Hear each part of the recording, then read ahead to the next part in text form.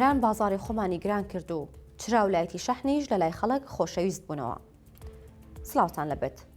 ئەم وەزعی ئێران هەرزوو کاریگەری لەسەر بازاڕی خۆمان دروست کرد.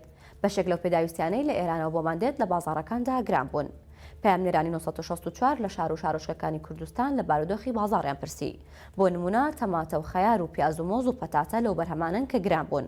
خەیار لە علووە بۆ هەر کیلۆیەک 400 دینار و مۆز بۆ هەر کارتۆنێکی 3000 چۆتە سەر.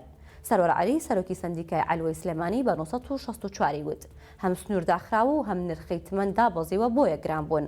خەڵکەکەی خۆشمان بە بڕی زۆر دەیبەن، ئەوەش کاری لەسەر بازار کردووە. قایمقامی هەموو شارەکان دڵنەوەی خەڵک دەدەنەوە کە بەشی پێویست کەلوپەل هەیە و پێویست ناکە هیچ کەس لە نەمانی پێداویستە سەرەکیەکان بترسێت.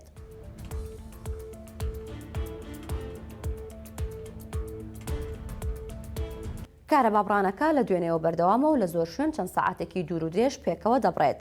جا لەبەر ئەوەی مۆلی دەنەماوە خەڵک بە ناچاری یەکسەر پەنایان بردەبەر چراولایەتی شەحن، ئەوانیش گران بوون. دوێنێ کێڵگەی کۆرمۆر کە غاز بەرهەم دەهێنێت و زۆربەی کارەبای کوردستانی پێدابین دەکرێت لەبەر بارودۆخەکە کارمەندەکانی ناردەوە. ئەمەش یەکسەر نزیکەی 3000 وات کارەبای کەم کردەوە و ئیتر خەڵک لە چەند کاتێکی شەو و ڕۆژدا بێکارەبا بوون. هەر ڕۆژ بۆەوە خەڵک چوون و مشوری چرا و لایەتی شەحن بخۆن. دەبینن ئەوانیش گران بوون. هەر بۆ نمونە پامنێری 1964 لە زاخۆچ و لە بازار پرسیاری کرد چرایەک کە جاران نرخەکەی ئەو پەڕی دەگەیشتە 8000 ئەمڕۆ بوو بە 15000. هەر چوار پارێزگاکەی هەرێمی کوردستان خۆیان بۆ ئەم بارودۆخە تازەیە حازر دەکەن. ئەمڕۆ هەردوو پارێزگای هەولێر و هەڵەبجە ڕایان گەیاند و کۆبوونەوەیان کردو و لە دۆخەکەیان کۆڵیوەتەوە. لە سلێمانی و دوهۆکیش قسە و باسی خۆ ئامادەکردن کراوە. ئومێد خۆشناو پارێزگاری هەولێر ئەمڕۆ لەگەڵ ژووری ئۆپراسیۆنەکان کۆبووتەوە. پێیجی پارێزگار دەڵێت قسەیان لەسەر پاراستنی سەلامەتی گیانی هاوڵاتیان و ڕێخستنەوەی ڕێکارەکان کردووە. لە هەڵەبجەش نوخشە ناسیح لەگەڵ بەڕێوەبەری هەندێک لە فەرمانگەکان کۆبووە و لەوێش پێیجی پارێزگار دەڵێت بۆ داڕشتنی پلانی پێشوەخت سەقامگیری شار و مەسەلەی لێککەوتەی ئەمنیەکان بووە.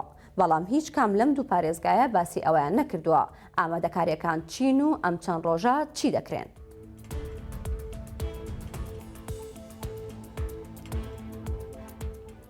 هەتا کاتژمێر 12 نیوەڕۆی سبەی دووشەممە ئاسمانی عێراق بە داخراوی دەمێنێتەوە. لەوە بەدواوە چاودێری بارودۆخەکە دەکرێت. ئەگەر باش بێت ئاسمان دەکرێتەوە، ئەگەرنا زیاتر درێژ دەکرێتەوە. دەسەڵاتی فڕۆکەوانی مەدەنی عێراق دەڵێت ئەمەی کراوە بەهۆی بارودۆخە ئەمنیەکانەوەیە و وەک ڕێوشوێنی خۆپارێزیە.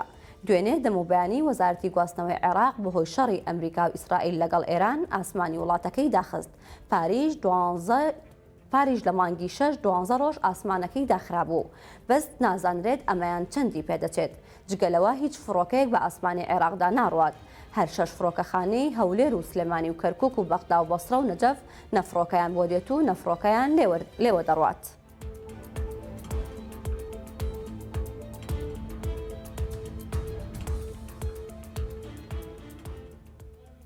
وڵە بەرەزان سەرنجتان بۆ هەواڵێکتر ڕاکێشم لە ماپەڕی 1964 ئەویش ئەوەیە کە دەزانین بەهۆی ئەو بارودۆخی کە ئێستا هەیە زۆربەی مەرزەکان داخراون و بە هیچ شێوەیەک جموجۆڵی بازرگانیان تێدا ناکرێت. بەڵام ئەمڕۆ بۆ ماوەیەکی کەم مەرزی پەروێزخان کراوەتەوە، ئەویش تەنها ڕێگە بە 50 بار هەڵگرتراوە لەبەر ئەوەی بارەکانیان تەڕە و سەوزە و میوە بووە بۆ ئەوەی کە زوو خراپ نەبێت. تەنها ڕێگە بەوان دراوەکە لە مەرزی پەروێزخانەوە بێنە هەرێمی کوردستان و بارەکانیان بهێنن و باز لەوەش دەکرێت یەکێک لە شۆفێرەکان قسەی کردووە لە دیوی ئێرانەوە پێیان وتون تا یەک هەفتەی دیکە کە هیچ کەسێک نێتە سەرمەرز بۆ بار هەڵگرتن لەبەر ئەوەی مەرز داخراوە. هەواڵەکانم پێشکەشکردن هەر شاد.